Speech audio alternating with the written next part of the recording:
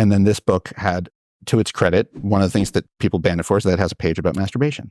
So then I was like, oh, well, I'll try that. And that's what started my road to restoration, was like, I get this book, and 2 days later, starting to pull on my foreskin. And that's where I am here now. The Intact Again podcast is an oral history project where we share stories from men who have been circumcised and are working to restore what has been taken from us. Our hope is to inspire each other with our collective stories of loss and recovery.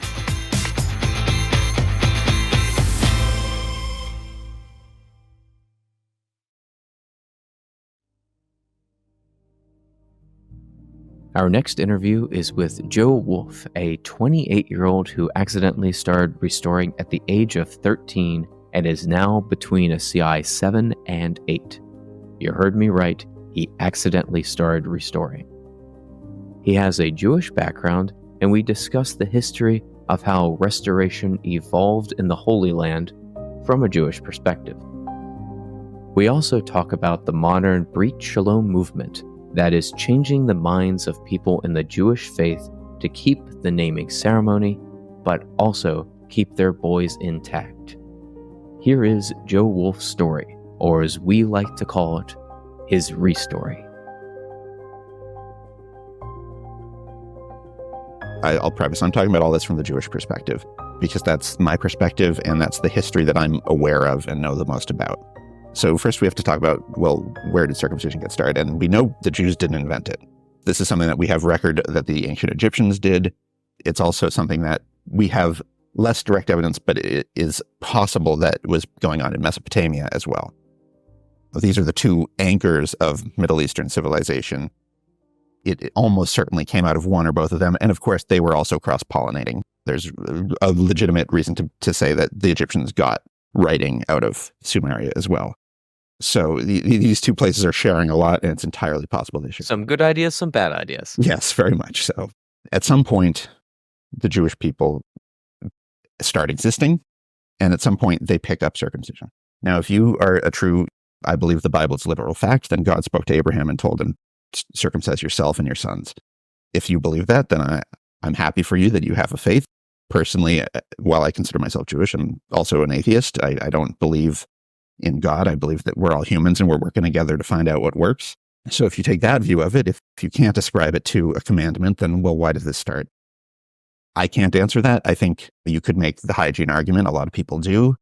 Certainly 2,000 years ago, there was more risk to dealing with an infection or a phimosis or something like that than there is today.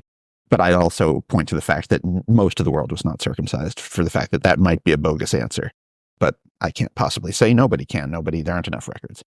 The explanation that rings truest for me is if you see this enormous culture like Egypt, in which the priests are circumcised, you might say, well, we want to emulate this really cool culture that has a lot of stuff and is very smart, and we're all going to be priests, which is an important difference, in fact, between the polytheism of the Egyptians and the monotheism of the Jews. Yes, we have rabbis. Yes, we have a priestly class. But the relationship with God was direct for the first time. It wasn't, you didn't make an offering to the temple because only they could do it. You did it for other reasons. That's the explanation that rings truest to me. But of course, there are many, many other historical opinions. It could be that whoever was the first person to start to call themselves Jewish or an Israelite just had already been circumcised because of the group they were in, and said, well, we'll continue this. So there are many, many possibilities.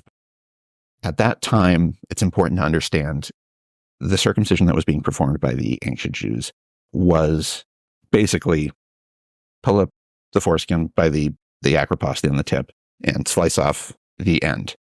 I'm not going to defend that. It's still an immense violation, and it still takes away the ridged band, but it left behind quite a bit more. We would consider it to be partial today, in the sense that it left the glands mostly covered. It probably left the frenulum. So that's the baseline that we have to be at to establish that why what happened with restoration happened, is that these are folks who were starting out with rather a lot of skin left. Fast forward, depending on who you believe, about 1,500 years to 2,000 years, depending on when you think these things crystallized, to just before BC AD, just before the era of Jesus. Whether or not you believe, we can establish that as a historical person, mostly, or certainly an amalgam of historical people. So we can measure things around then. We know for a fact that people like Pontius Pilate existed. Just before that era, they're not Greeks, but we're going to call them Greeks because it is most convenient. But the Hellenistic groups who are emulating the Greeks sweep into present-day Israel, Palestine, at that time, Kingdom of Israel and the Kingdom of Judea. And actually, it was a United Kingdom by then.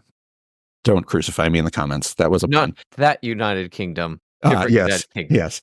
But anyway, in present, we'll use the term that everybody uses to avoid the politics, which is the Holy Land.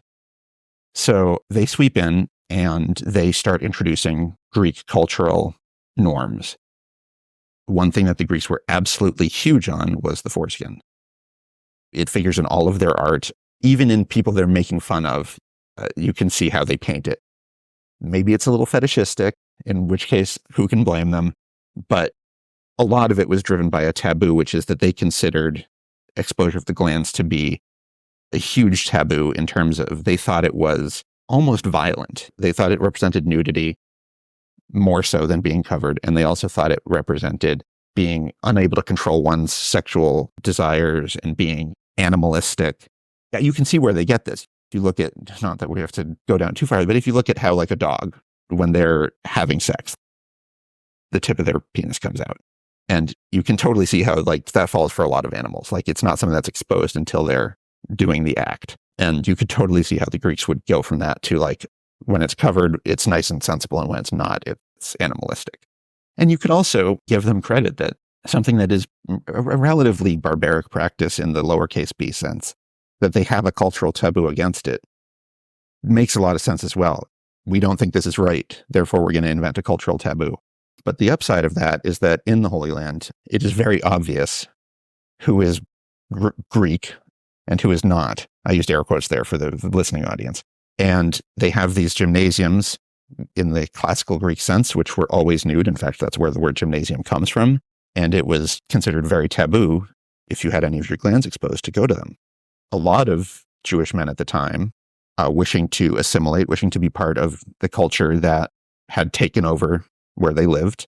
In fairness, a culture that had a lot of things going for it, a lot of wealth, a lot of intelligence. Not that obviously the ancient Jews did too, but the Greeks gave us a lot of stuff. And you cannot ignore that for a minute, that they were a very important culture of the time. They want to participate too. And so what they start doing is using something called a kynodism.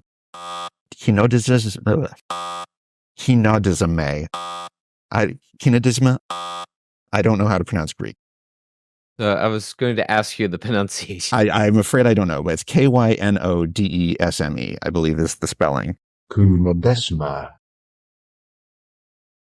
It could be a bit of a leather strap. It could be a piece of string. Basically, you tug forward what's left of your foreskin over the tip of your glands, and then you tie it off. And the idea is that that tension will restore it. And it's incredibly similar to modern day devices. And then some of them also added what was known as a pondus judaicus, that one I can pronounce, which literally means Jewish weight, a weight that you would attach to this string as well that would tension it further. And that is literally a weighted device. It is amazing how in 2,000 years we basically haven't improved on the concept.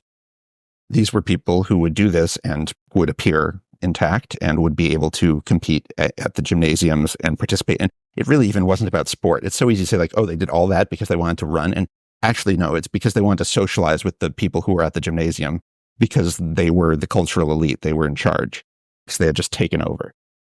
So it really was about socializing less than... Yeah, all the politics was in bathhouses and the gymnasiums. Absolutely. Yeah. If you wanted to know who was in power, you had to be participating in these things, and that was the only way to do it. I can very much see how this is also something someone would want to do for the reasons we do it today. I think if you say it's all about assimilation, you ignore the fact that these were not idiots. They knew how their bodies worked, and I think it's entirely possible that a vast group of intact people move in and you say, hey, wait a minute, that seems like the way it's supposed to be. Well, of course, they would have noticed the improvements that most restorers notice. We can't ignore the fact that that was also probably a dimension of it. But what ends up happening is that the Jewish authorities, who eventually get back in charge for a little while, don't love this. They think that it's a rejection of the covenant, which, by the way, we didn't really talk about because I don't think it bears much historical fact. But the reason given within Judaism is that the circumcision is a symbol of a covenant between God and the Jews. They see the restoration as a rejection of that. And first of all, they ban it. They're in the book of Maccabees, which is part of what we know as the Apocrypha. Basically, it's not considered a holy canonical book by Jews or most Christians. Some Christians do consider it a holy book, but it's used as a historical accompaniment as what was going on at the time. The holiday of Hanukkah comes from the book of Maccabees. So it's very much something that is known to the Jewish people, even though it is not considered a holy book. In the book of Maccabees, they say that people who have made themselves uncircumcised are an abomination. They don't use that word, but that's an easy religious word to reach for. And they also, and this is the more difficult part, changed the way they did circumcision to something which is known as peria, which is basically removal of the entire foreskin and removal of the frenulum. Obviously, not everyone is the same. 2,000 years of circumcisions, I'm sure some of them weren't like that, but the vast majority were following this new rule, and the vast majority still are, and that's also the kind that got imported out of Judaism into wider, I will say, not directly. We have to be very careful with this because I think a lot of people use this as a reason to get anti-Semitic. The circumcision did not come from the Jews weren't like, you got to do this. It came through various channels before it got to the wider population in the 1800s. And I think we can blame people like Charles Kellogg and ridiculous Victorians far more than we can blame a very small and powerless cultural group at the time. We'll use any excuse to blame the Jews for things, even if they're the ones doing it. I always find that so ridiculous when people go, "Oh, we'll blame the Jews for circumcision," but you guys are the ones doing it. And I don't want to minimize it. I mean, obviously, I think it's a wrong practice, and I think that the Jewish people should stop doing it. And if, I don't plan on having children, but if I did, and if I had a son, I absolutely would not. I think that's a no-brainer. But it's also important to realize that, just as an aside, when people talk about the Jewish angle here, first of all, the Jews didn't invent it. The Jews aren't the reason that it got popular. And Jewish circumcisions today, while we should stop them, as we should stop all of them, in the same way that Jews are 1% of the world population or less, they account for 0.5% of the world's, actually, it would be close to 1% of the world's circumcision. Obviously, that doesn't negate the fact that it's still wrong, but if we're trying to stop a lot here, that's not where we should be looking, first, at least. So in any case, back to the history, they introduced this peria, which is a much more invasive and a much more depriving procedure. That's the change. It occurs because people are restoring, and that's how the history of restoration plays into the history of why circumcision is the way it is. Why did they do this? Obviously, assimilation is a big thing. It's also a reason why, at the same time, Judaism switched from being patrilineal, as in passed through the father, to passed through the mother. It's during this period because there is an increasing prevalence of rape of Jewish women by Roman soldiers and invading peoples. This is a little bit later. This is after the Hellenistic period, but it is part and parcel of the same wider era. And so in order to keep the Jewish population, they say that actually the religion is going to pass through the mother now.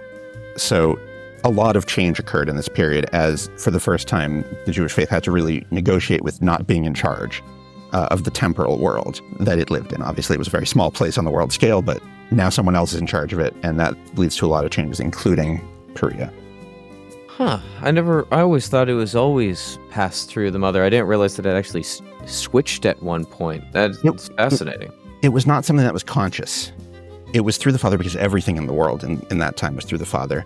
And then it became consciously through the mother. So I'm not well versed enough in the history to know exactly what text it was that caused that, but it certainly was a conscious decision to pass it through the mother. If not a switch, then an acknowledgement that we're going to specifically say it's through the mother.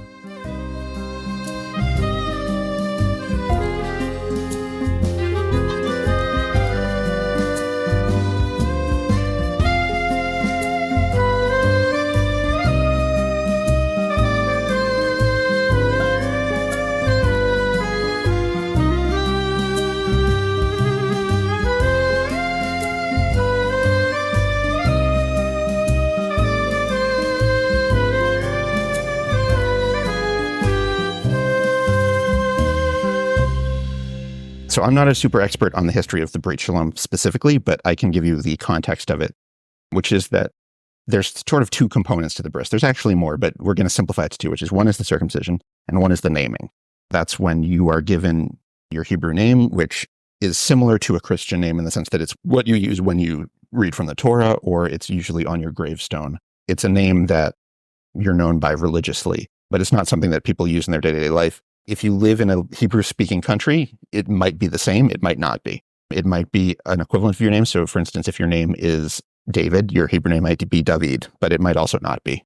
So anyway, that's the basic, is that there's these two parts. And around the 20th century, as women in Judaism are becoming more visible in the rest of the world, they bring in an equivalent ceremony that only includes the naming for girls. And so there's already a template here. Judaism has never practiced female genital mutilation, as far as I know. I'm sure there's probably some crazy sect that maybe did it, but it certainly within mainstream Judaism, it's never been a thing, largely because it's not commanded. The women were not responsible for the covenant. It was all on men. And, that's unequal in its own way, but we'll take it if it spares half the population. So there is a template here for just doing a naming and saying, we're welcoming you to our community, but we're not going to mutilate you here. By the way, I think a lot of people, when they think of Jewish circumcision, they think of the moil in the temple. And that is absolutely accounts for some Jewish people, especially some more observant Jewish people. But the vast majority, at least of American and European Jews, are circumcised in the hospital by a doctor. I'm not saying that makes it better, but it is an important fact to establish. And the reason it's important to establish that fact is that by the time you get to the temple or your home for a baby naming ceremony, it's already been done. And so if it's also not being done, we can still find a way to celebrate that ceremony, that it's not like you're taking something away. You can still do a very full ceremony. And that's what the Brit Shalom movement is sort of saying. We're not only are we going to, they use the phrase don't ask, don't tell for when rabbis don't even look into it. Not only are we going to do that, but we're also going to embrace the fact that you've chosen not to circumcise and just to acknowledge through the naming ceremony, which if you've ever attended one, they're lovely ceremonies and they feel incredibly, spiritual if you're that kind of person. It's not like it's an also-ran. It's very much part and parcel of the ceremony. So that's the movement, is sort of trying to say we're going to embrace this part of it and not the circumcision part of it. It kind of annoys me when some people, and this is true of every religion, people will go, oh, how can you pick and choose different parts? But people still eat shrimp. People wear mixed fabric clothes. Yeah. And if somebody is trying to cure cancer on a Saturday, they're not getting stoned to death. Yeah, although in fairness, that last one, it would be actually considered legal. There are provisions for breaking the Sabbath if you're doing something that saves a life. But I think you're absolutely right. And I think the answer is we've already picked and chosen a lot. There are probably less than 0.1% of Jewish people who do actually legitimately follow every single commandment and every single everything. I have a strange respect for that. But for everybody else, you are trading off something. And how much you're trading off is determined by, what sect you're in, who your rabbi is, where you live. We could have a conversation for hours and hours about why is circumcision not one of the things that we've left by the wayside. And ironically, it was very close to be. The Reform movement, as we know it, which is the sort of progressive change in Judaism from the mid-1800s to it's still active today, but it got usurped by even more progressive movements by the mid-1900s. It originated in Germany, and one of the first rabbis who was a proponent of it was very against circumcision and was like, we're gonna, we think that's an arcane practice that we're not going to do anymore. Some of his fellow rabbis didn't agree, and it's still part of the Reform tradition. Why? I can't answer that. I don't think they can answer that. I think it's just an enormous weight of tradition of like, this is how we do it. In fairness, in the aftermath of the Holocaust, there was a deep sense of not wanting to lose Jewish identity. And that's important and beautiful.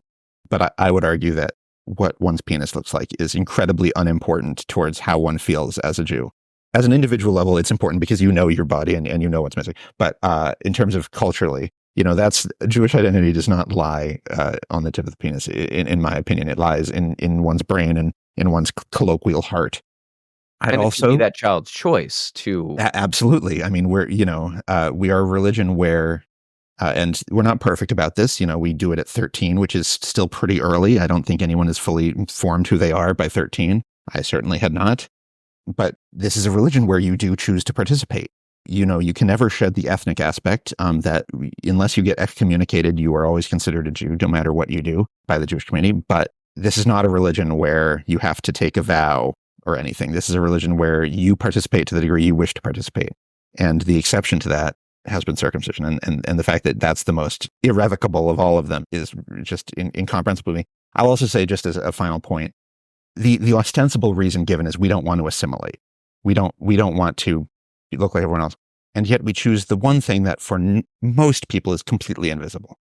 No one will ever see it. And in that way, it's a very cowardly anti-assimilation. If we really didn't want to assimilate, we'd all still be wearing head coverings. And many are. You go to parts of New York and you see people who are very observant wearing dark hats and wearing beards and curls, which are known as payas. You can tell immediately, oh, that's an observant Jewish person. Sometimes that causes them harm because, they're very obvious. Whereas you look at me, I mean, yeah, if you're really into like, what do people look like? I'm sure I look a little Jewish. So it's ridiculous to me that the one thing that we're going to keep over apparent on our bodies so that we don't assimilate is the one thing that most people are never going to see. And also that in America, most people already have anyway. Right. And so it strikes me as cowardly that that's the one thing that we can't get rid of or else we'll assimilate, is the one thing that nobody will notice anyway. I mean, I don't think we can ignore that it is generational trauma that keeps it going, and that, well, this was done to me, therefore I'm going to do it to you. And all it takes is one parent to break the cycle. It's similar to hazing. It's similar to corporal punishment in schools. It's similar to corporal punishment in the home. I will also point out that within Judaism, and I will say I am not an expert on this, so I'm sure there are more observant people who will know the exact answer here, but this is generally true, which is it's a commandment that applies to the father.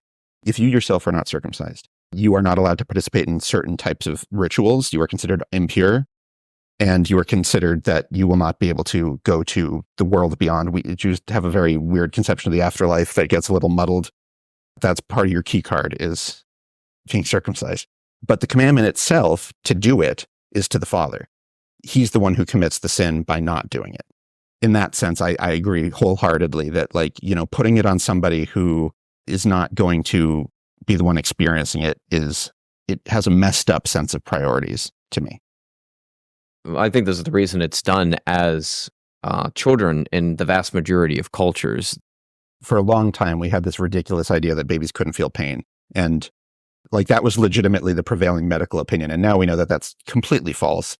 And I also think it's one of those things where, where do you draw the line?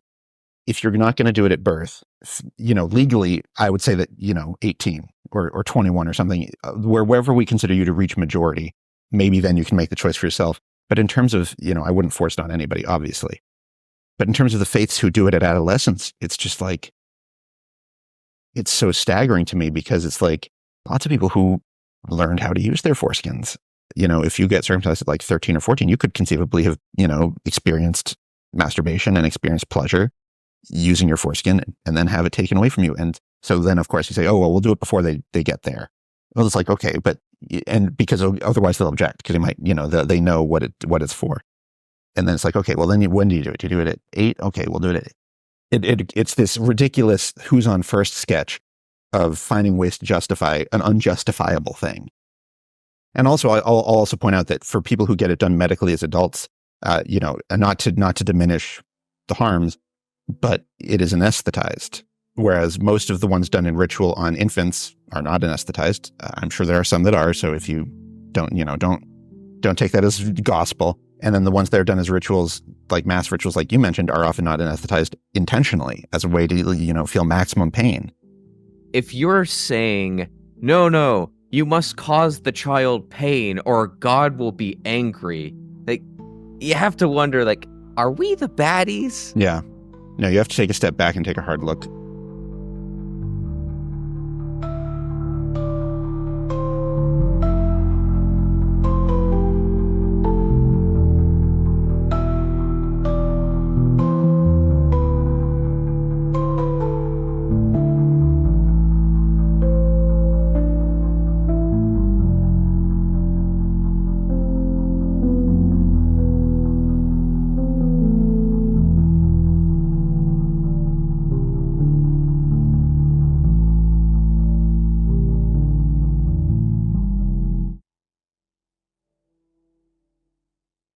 I have a relatively interesting restoration story in that I did not know what I was doing when I restored. And by the time I was fully restored, then I found out about it. I know that that sounds very blessed and twee, but when I was 13, I started masturbating, and it became immediately clear the first time that I had no sensation whatsoever in the shaft. And so I focused on the glands, and it was just like immediate and overwhelming and oversensory and like, whoa, that's too much. And so I was lucky enough that I started out, I'd say somewhere between CIs 3 and 4. The words on 4 pretty much match exactly where I was, but the picture on somewhere between 3 and 4 is probably more accurate. So I had a very loose circumcision.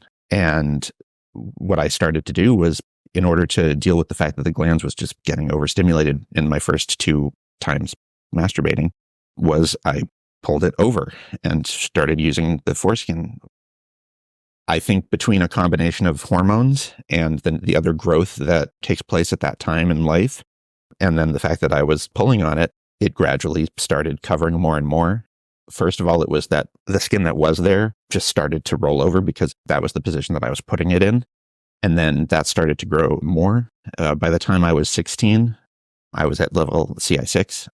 And then by the time I was like, I wasn't tracking it. So this is really based on my memories of what did I look like then? And obviously didn't take pictures or anything for progress. At that point, I didn't really realize that there was a change occurring. Like, obviously I knew I could look down and see there's a change occurring, but I had no vocabulary for what it was. The first time I noticed that I was restoring was because I got out of the pool at a family member's house and it was completely covered. And I was like, oh, that's different. Because it had been happening, but it covered maybe like a third of it. And that's how I began to notice that there was a change occurring. I'd say between 18 and 22, that's when it really arrived at the 7.5 to 8 mark. It's gotten slightly closer to 8 in the intervening amount of years. So that I'd say about 3 to 5 years from CI-3 to CI-8 or CI-4 to CI-7. Around 22, 20-ish is when I learned what restoration was. And I realized, oh, I did that. And that's a thing that other people have done, that other people are trying to do, and that is very much possible. It was accidental in terms of the fact that I did not intend to restore, but I also think it's very clear to me that my body knew what was wrong. My body knew that, hey, there's supposed to be some movement here and some skin here that has a role to play. While it was accidental from a conscious point of view, I think subconsciously, this is something that very clearly was attempting to fix a problem. How did you find out about restoration? The kids say I'm chronically online, and it's not hard to spend much time on the internet, especially on Reddit. You will go down rabbit holes. I don't remember exactly. I wish I could say, oh, this was the moment that I knew. I think, honestly, it was a case of ever since I was about 16 and noticed what was going on, I would occasionally Google circumcised but still have foreskin, because I knew what I had looked like as a kid, but I was like, well, maybe I never really noticed it. And when you Google that kind of stuff, you don't get anything interesting. Some people talk about partial circumcision, which is a very nebulous term that is getting more traction as people are more aware of what they actually want, especially for people circumcised as adults. But it's not something that I thought was me. But I was like, well, maybe this is me. Maybe this is the only thing that fits. And then eventually, at some point during that, I found foreskin restoration. I assume it was restoringforeskin.org or one of the major websites. And I was like, that's it. And since then, yeah. I have to imagine that might be how this whole restoring thing started, is it had to be something like that. Yeah. First of all, we can't possibly know how it started. It's been around for at least 2000-ish years, maybe a little bit more.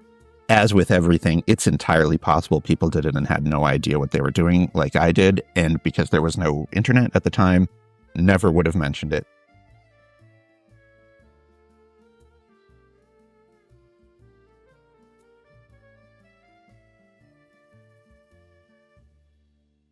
My parents have been great. I don't think they made this decision to circumcise me maliciously. I think it was what was done. So I don't blame them for an instant. I know a lot of people do, and we can talk about that later, but I don't blame them. And they gave me a wonderful life, and they still do. And I still love them. I still see them. But my mom, when she would talk about it, she would tell this story of when I was circumcised that I didn't blink for an hour or something.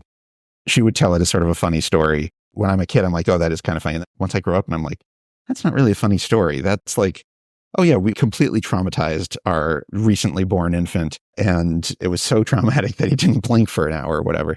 Again, I don't think it was done maliciously and I don't put any blame, but I don't understand how you can tell that story and not realize. Never underestimate the power of denial.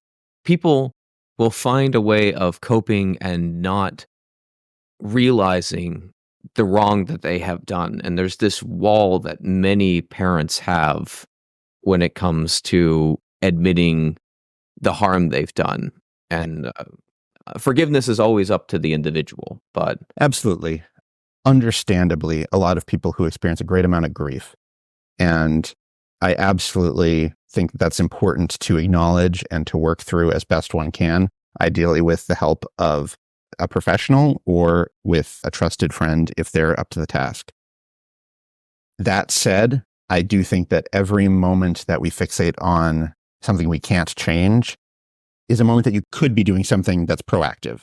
It's not wasteful to experience your feelings, but I think it's so easy to get bogged down in I'm so upset and I'm angry. And those are all incredibly natural emotions to feel and understandable.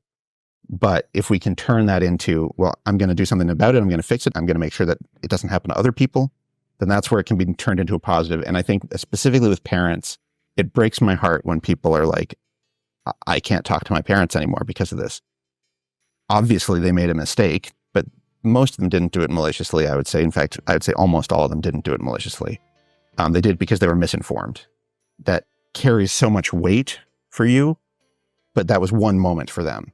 And so I certainly am able to forgive that one lapse of judgment in exchange for the other times that they were great to me. But my urgent hope is that people who are in no contact or upset with their parents, obviously there's sometimes other things that work, but if there are not, are able to find a path forward to forgiving them and to reestablishing that relationship. forgiveness isn't a guarantee or shouldn't be something that should be expected as an automatic, but there is a path to forgiveness because everybody's situation is unique. Absolutely. Yeah, you're absolutely right. Because some people, there is a lot of other stuff at work, and it's really not just about this. This is just maybe the straw that broke the camel's back, or the thing that crystallized it that, oh, if you could do this, then what else could you do? But I do think if there's at all a path, I encourage everybody to walk it because it's important, in my view.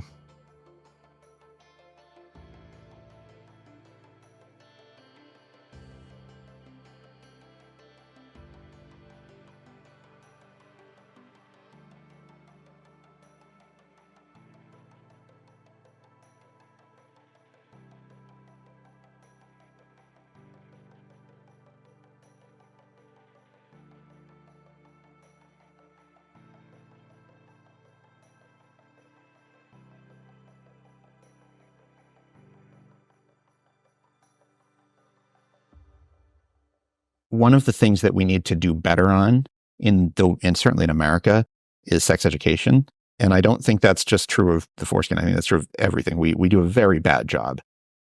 So often you will get a book that has 2 diagrams. Sometimes you only get one and it'll only be circumcised. Even the better quality books will have 2 drawings, one circumcised and one they'll call uncircumcised usually. Neither of those comes close to expressing the vast amount of variety that there is. Intact people. There are people who have short foreskins. There are people who have incredibly long foreskins. Then on the circumcised side, there are people who have no frenulum, who have some of it, who have all of it. There are people who have a lot of skin left over, like I did. People who have none at all. People who have so little skin that it becomes painful. And not only do this lack of description or lack of diagram mean that people are faced with, well, what have I got? I don't look like either of those.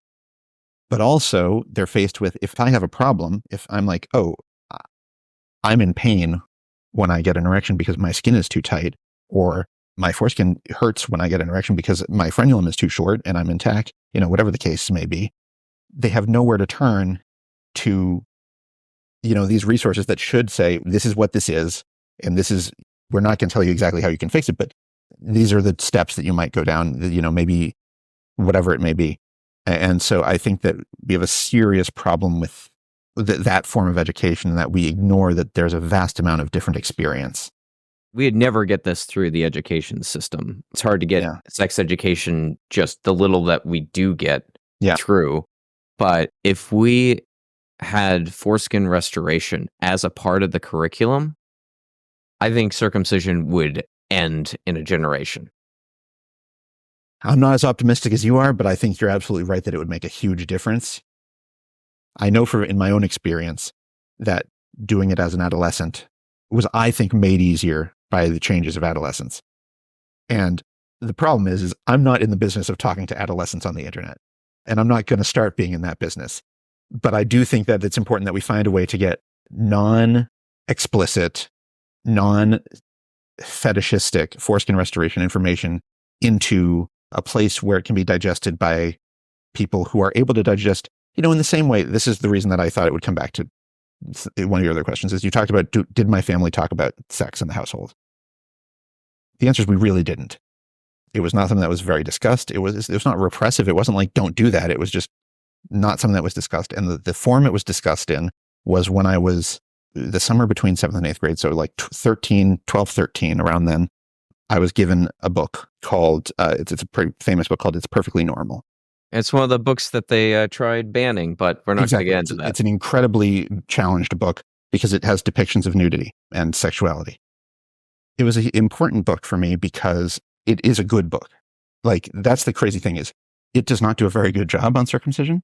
It does present both images, the two images, and it does include plenty of images of intact penises. But it also contains that old red herring, which is, no matter what you have, it works the same. And no, it doesn't. And we have to find a way to say that without making however much of the population feel bad. But we can't really perpetuate this ridiculous notion that if you remove this enormous amount of skin, that somehow it works exactly the same. What they mean is you'll probably still be able to ejaculate, which is usually true. But what they say is it works the same, which isn't true. So anyway, just to digress, would you mind if I just gave you my story in terms of being aware of foreskin and things like that? Yes, that was my next question, literally. This is all part and parcel of each other, so it's better if we start at the beginning. It's all connected. Exactly. First of all, I think, as with many boys, I never had any inkling that there was a possibility that there was any other way to be. I didn't look down and know that I could have looked different. We don't have gymnasiums like we used to. We do not. And that changed in sort of two places, and then in a big way we'll get to at the end. The first one was I was in kindergarten or first grade, and I'm at the urinals, and there wasn't a barrier, I assume, because I saw the kid next to me had an intact penis, and I had never seen one before, and I had never been even aware that it was a thing. He was a foreign exchange student from a European country, and so he also already had that patina of he's different. And, we were nice to him and everything, but there was already a lot of stuff different about this kid, and so I sort of just assumed, oh, that must be how they are there. I thought he had a very, very tiny gland right at the tip of his foreskin, because I looked at it and I was like, that doesn't look anything like what I look like. How could that possibly be? And of course, we're all in kindergarten. He's not retracting or anything. He's a kid. And so that was what I thought. That was what I legitimately thought. And I didn't realize what had happened until I learned about it from that book when I was 13 and looked back and was like, oh shit, that was what that was. Well, that's when I became aware first that there was a possibility of difference. Not necessarily any of the terms, not necessarily what the difference was, but that there's a difference. That little seed. Exactly. And then when I was like 10 or 11, I was on an overnight trip with a camp, and there was a Jewish girl who was much more observant than I was. And we were talking about Jewish experience. What temple do you go to? What Hebrew do you go to Hebrew school? It's like classic stuff. We call it Jewish geography. If you know any people in common, and you usually do. Jewish geography, I love that. Yeah. And one thing about me, which I haven't said yet, but my mother, when I was born, was not Jewish. She has since converted, but my father's family was the Jewish side. And so I was raised Jewish. We went to my mom's parents for Christmas because it's what you do. You see your grandparents, but I never went to church. It was never under any you're both. I was always Jewish, and then we would see the family on Christian holidays because they're your family. But she later converted. But to that point, the Reform movement, because I went to Hebrew school, I was circumcised, I had a bar mitzvah. But the Orthodox community, because my mother was not Jewish when I was born, would probably think that I would need to go through a conversion ritual. to fully be Jewish. I don't intend to ever go through with any sort of conversion ritual, but that's the point, because I told this girl, when I was born, my mother wasn't Jewish, and that, of course, she was very observant, turns on like, well, okay, but are you? And one thing she asked was, well, did you have a bris? And I was like, what's a bris? And she was like, a circumcision. I was like, oh, I know that word. I know. Yes. Because I had heard those stories about the time I didn't blink. And that seemed to satisfy her. And that was basically the end of the conversation. I think at that age, when you get anywhere near below the belt, you stop talking about it with girls. Yeah. That was what crystallized to me. Not only is there a difference, this is what the difference is. And it's something that is Jewish adjacent and is also something that she would know about. I don't think at that age you can also comprehend how important it is when girls know about stuff. That was sort of the other crystallizing moment of like, oh, this is something that other people are aware of. Those two things crystallized into, oh yes, this is what I am. I was so terrified of all things sexual in like 5th grade. Between 5th and 8th grade, I had no idea, because it's so different, it's so new. And I had convinced myself that everybody knew something that I didn't, and that everyone had some sort of knowledge that like maybe I just missed out on. And that, if I ever had sex, then I was just going to have to like, pee inside somebody, because I had no idea that ejaculation was something that just got triggered. I thought it was something that I knew I had to know how to do. And then this book had, to its credit, one of the things that people banned it for is that it has a page about masturbation. So then I was like, oh, well, I'll try that. And that's what started my road to restoration, was like, I get this book, and 2 days later, starting to pull on my foreskin. And that's where I am here now. Honestly, if I had never gotten it, it might have taken another 3 years. I was such an uncurious person in that sense, which is so different to how I am about other things. I'll also say that, I say 13 because I know for a fact I wasn't masturbating yet by my bar mitzvah. I know when that happened, and so I can ascribe a date to it. And I remember getting this book over the summer, and I know I was masturbating by the time I was in 8th grade. And so I peg it to between 7th and 8th grade. I might have been 13. I might have been, I think it was around then, but I don't remember exactly. I didn't like keep a diary or anything. I find it fascinating that in your case, normally we ask, how has sex and masturbation changed? Yeah. But in your case, I will say that everything that I use with myself and everything that is pleasurable for me in general is adjacent to the foreskin.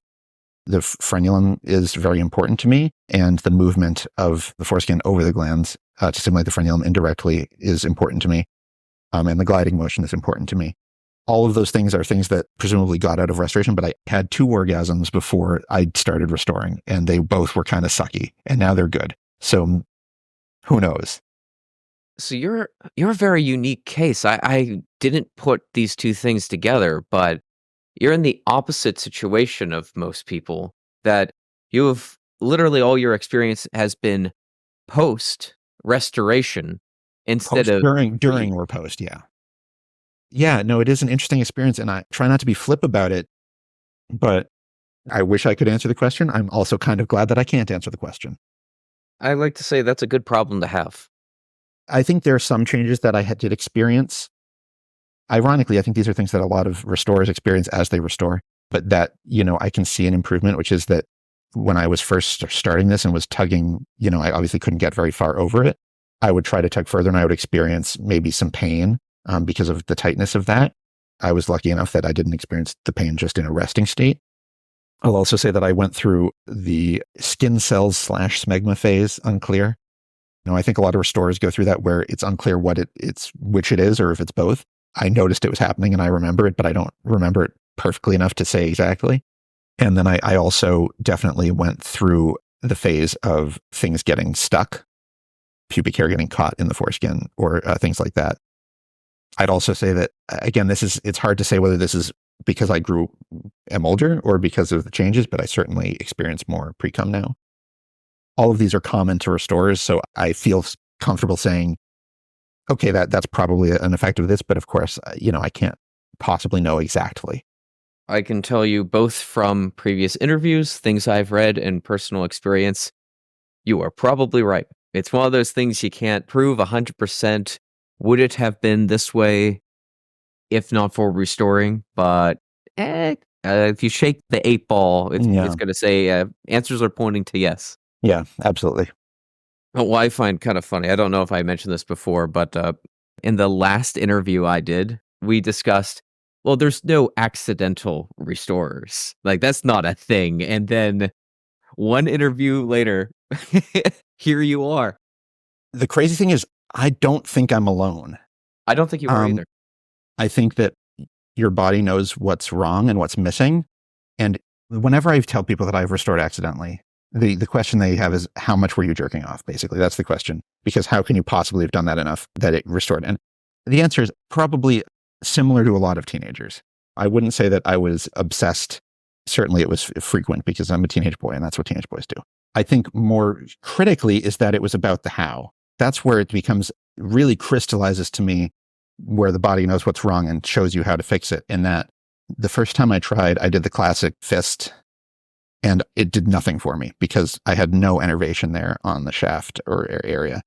And then I did a few where I just wet my thumb and rubbed it around on the gland and it was like, whoa, this is way too much. But I intuited that was the sensitive area. Then the middle ground became using thumb and forefinger to grip the foreskin and push it up, and to use it to stimulate the gland.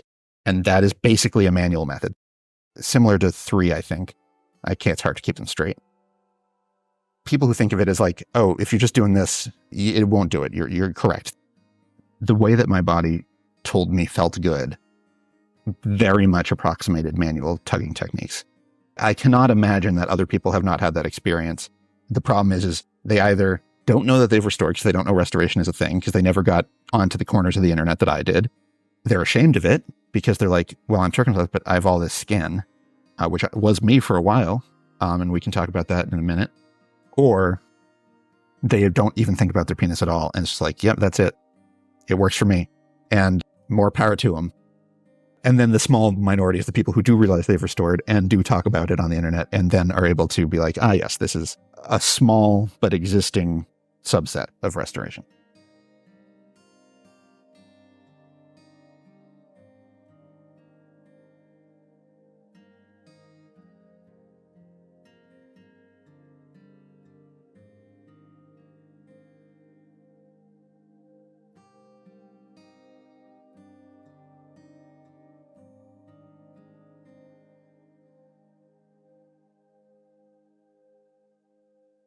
I wouldn't mind you talking about the shame aspect. I want to ask you about that. I'm using the name Joe Wolfe in this interview because it's the name that I've written under. It's a pen name. For context, my real legal name is very Jewish sounding. Unless you live under a rock, you're going to connect it to, oh yeah, he's probably from a Jewish family. That's fine, that's life. But coincidentally, even if you've never met me, even if you just know my name, you will assume that I am circumcised. When around age 16, it became clear to me that I didn't look circumcised. That sort of grew into like, first of all, what if I'm just, someone sees it in the, in the locker room or in the toilet or whatever at a temple camp or something, or who knows me, who knows I'm Jewish, and what's like, what's up with that? Or, what if I'm with a Jewish girl and she's like, well, what's up with that? And so there was a lot of shame of like, oh, well, when I get hard, it rolls back anyway. So it won't be an issue, and like things like that. And a wrong-headed thinking and not realizing that like, well, I use my foreskin when I am experiencing pleasure. And so they should too. So that's part of it. And then the other side being not quite fitting into any category. I didn't know that there was a category called restored. And if I had, maybe I'd be a lot happier. My closest friend who I discussed these sorts of things with, I told her that we weren't in a romantic relationship. It was, we were, had we been a little more mature, we probably would have been in a romantic relationship. But at that time we were just, people who talked about the new things that were going on in our lives like that. I told her the fact that I looked like I wasn't circumcised, and she didn't really, understand what circumcision was. So it didn't really mean anything to her. But like, I did feel the need to be like, this is a confession. This is something that, is weird and different. And when I first, I'm ashamed to say, when I first realized what restoration was, because I'd accidentally done it, I didn't really associate with it because I was like, well, these are these guys who are putting in all this work and all this effort and are trying really hard. And here I just did it by accident. And so, it's easier to say, oh, well, either don't say anything or say like, oh, this has all been the way it always is, because it's easier to do that than to explain the whole story, the whole spiel. And then only in the past 5 years, maybe, which admittedly is a long time, but only the past 5 years have I really embraced like, no, this is a type of restoration. It's certainly not the most common type. And certainly I feel blessed that I was, able to do this without blood, sweat, and tears. But it took a while to get there. And also, I think the flip side of this is that people who have worked hard might say like, oh, well, he's got it easy. And I'm sure I did. I don't diminish that at all. But I still look at the part of my glands that is, ripped up because of circumcision, where it was, torn from the foreskin when I was born. And I still look at that and I'm like, that sucks. And that's a part of me that I wish hadn't happened. So there is still absolutely the same feelings of loss that I think anybody who restores overcomes or goes through. I can speak as somebody that had a particularly hard restoration. It took me close to 5 years to get to a CI-3. Wow. And I'm on 12 years now. I'm almost to 5. I won't get into that. This isn't my story, but I just wanted you to know, as somebody is experiencing a particularly difficult restoration, that I just feel happy for you. Thanks. I'm happy for me too. And I'm happy for you. And I'm happy for everybody who, even if they literally just started yesterday, the fact you've acknowledged that you should start is such a huge change and a huge achievement. And it's what people who are unable to acknowledge the sexual component of circumcision or are in favor of it because of those reasons don't want you to know. And sometimes that step, acknowledging what was done to you and that it was wrong and that it's going to take, in most cases, a lot of work to fix it, and doing that, taking that first step can be very emotionally and physically difficult. Absolutely.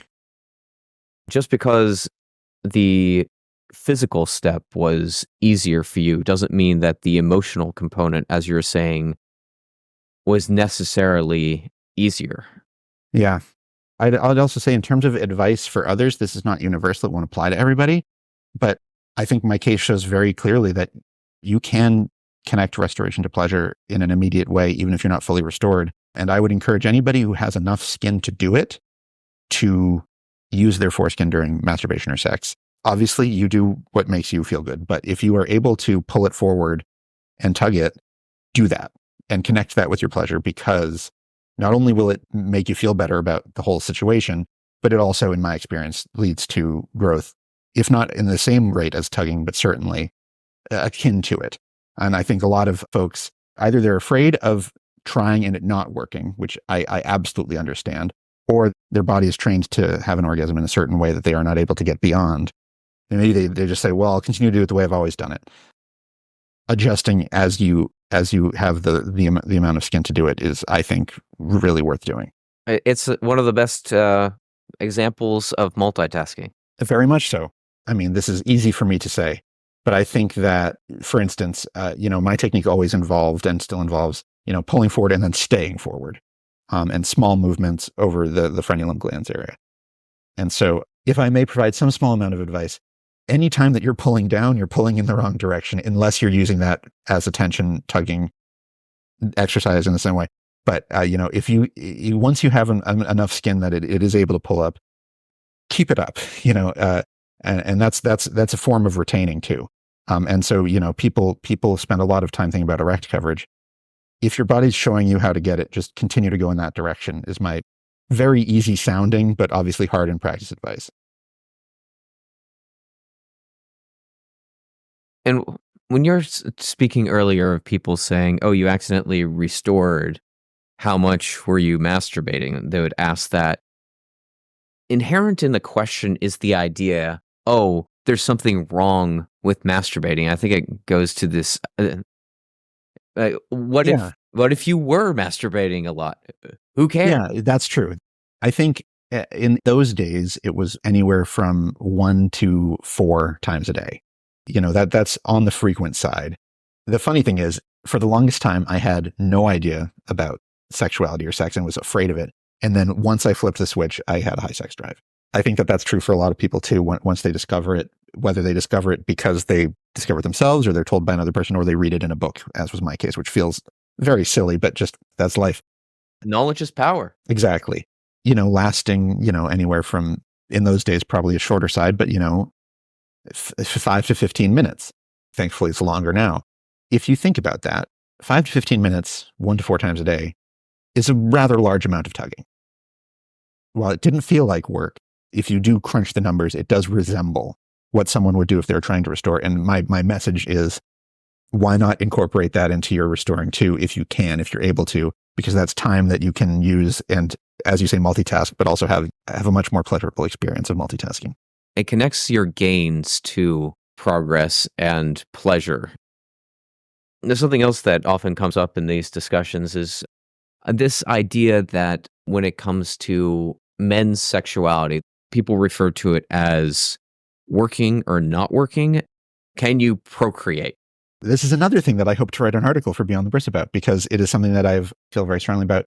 Men are lucky in the sense that society, while it may make jokes about our pleasure, it teaches us about it.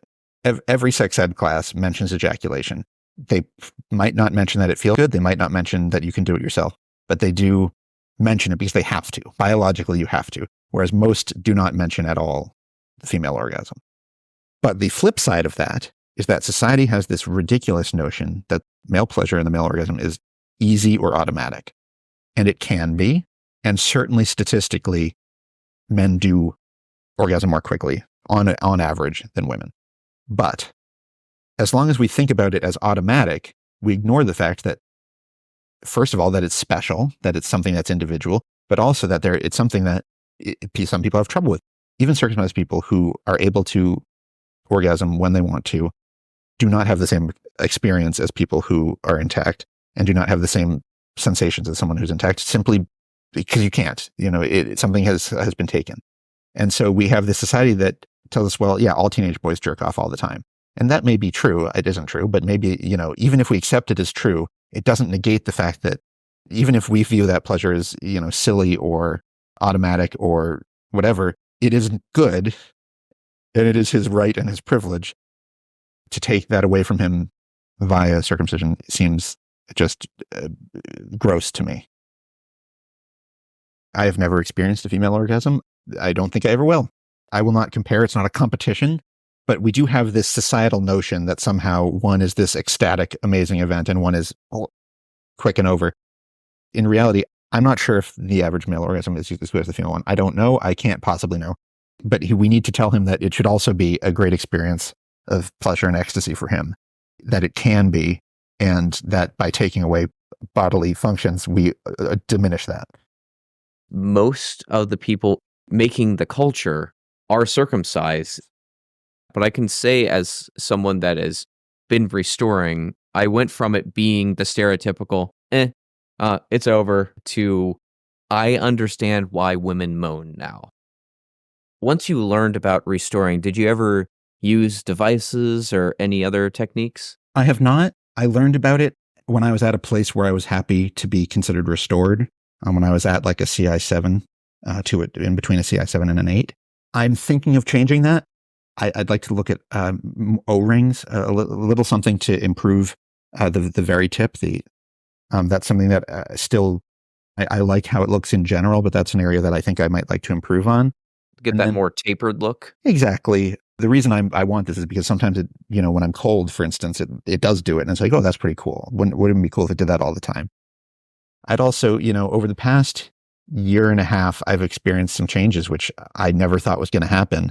Which is that, first of all, I'm seeing actually three things. First of all, I'm seeing a little bit increased erect coverage. And that makes me want more of it. You're always greedy. And then the second thing is the gap under the sulcus. I don't know if it has a specific term for exactly that gap, but between the ridge of the corona and then where the gathered, bunched up foreskin is when I'm erect. There's more of that space now. The bunched up skin has moved further down. Which I know sounds counterintuitive to erect coverage, but trust me, they're working in tandem there. And so that makes me say, well, if that's a change I've just noticed, well, clearly there's more to be done here.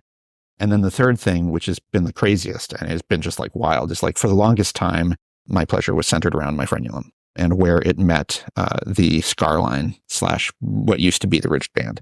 And then literally 2 years ago, there was a second pleasure spot, which was, under the corona on the inner foreskin on the other side. Obviously, there are other places involved too, but like those are the two that I can come from. Everything else is nice, but those are the two that really trigger it. And it used to just be one. And now that there's a second one, I'm like, well, how many are there that I don't know about?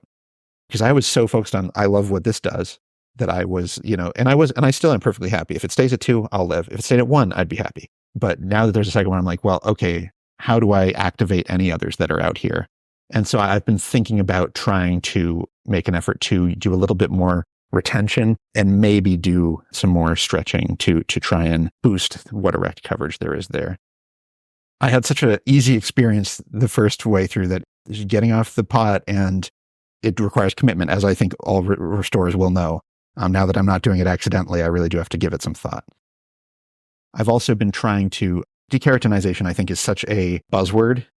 For the most part, I believe I'm dekeratinized based on how I feel, but I never look like those pictures. Very few people look like those pictures. And I think that most people who are intact only look like them when they've immediately just pulled it back after it's been covered for a long time. I don't mean to discourage anybody. If you look like that all the time, I'm so happy for you. But I think for the most part, some people look like me, which is like, I can tell that the skin is at skin level and it feels very tender and it's very like, I can't, you can't brush it or else it's too sensitive, but it does not look shiny unless had a lot of moisture under my foreskin and then I pull it back, then it looks shiny. But because of that, to try and test the theory, I did do some vitamin E moisturizing on the glands. And all it did was when the moisturizer was on it, it looked shiny. And when it was off, it looked off. And so I might go back to that and try and do a little bit more of that in tandem with the retention. Obviously, I am covered all the time, except when I'm erect. Nowadays, it's not like I need to retain to get coverage now.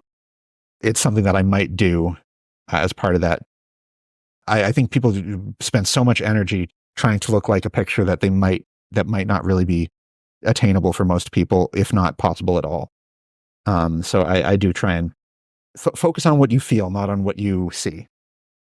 What advice would you have for others struggling or considering restoration or motivation? You covered this a bit, but any last thoughts on that? Sure. For those considering it, start. It's so easy to look at the Reddit or look at one of the websites and say, oh, there's so much I have to do. There isn't. You can start tugging right now. If you want to then get a device, if you want to then explore actual manual techniques, then fine. Then those are worth doing. But literally the difference between tugging and not tugging is just pulling on it. It won't be as perfect. It's not as well thought out as the manual techniques are or as the devices are, but it's something. I think also even just starting, the amount more that you are aware of your body is incredible. If you focus on the positive, you're going to be in a much better place. But it is true that if you can possibly find something to be positive about, a little bit of growth, or even if you're not experiencing any growth, the fact that you're doing something, is if you're able to lean into that positive, and then part and parcel with that, I really don't think I can hammer it home enough. If you're able to find a way to forgive people that you hold resentment against, that is so freeing. Last thing I would say, if you have a friend or friends who you are comfortable discussing sexual topics with and who they are comfortable discussing sexual topics with you, and obviously that's a big if, you can't just bring it up at a dinner party, I would tell somebody. It's great to have an internet friend who you talk about this with, but I think you cannot substitute a real life person in your life. It was so freeing for me to just, say, hey, this is something that I did. And you don't have to keep them posted. You don't have to be like a progress buddy, but it's just something to be like, hey, the world isn't as black and white as you think it is. And here's some gray for you that comes from my life. And I think that just taking that weight off yourself and it no longer being a secret is really great, because it's not something to be ashamed of. It's easy for me to say, I'm using a pen name here. I didn't tell you what town I live in. I do have professional fears. If you Google my real name, you can find a lot of my work, is the answer. And I don't want you to be able to also then know what my penis looks like. And the Jewish angle makes it difficult because of work I do in the Jewish community. Among a personal level, like for instance, if one of my friends listened to this, they could figure out it's me because we've talked about it and I wouldn't have any problem. And if by any chance anybody who's I haven't told listens to this and realizes it's me, congratulations, we're on the same boat. It's one of those things like if you found this podcast, we're already here. If you can find someone who you trust, who you can tell about it, I think that's a great thing to do.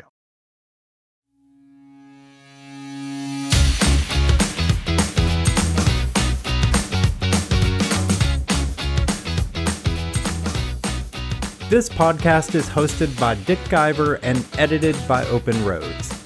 If you enjoyed this episode, please hit the subscribe button and share it with your friends. Want to join our weekly video chat? Click the link in the show notes for details.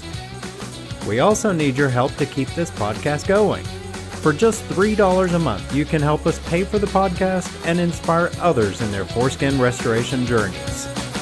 Thanks for listening, and look for new episodes coming soon.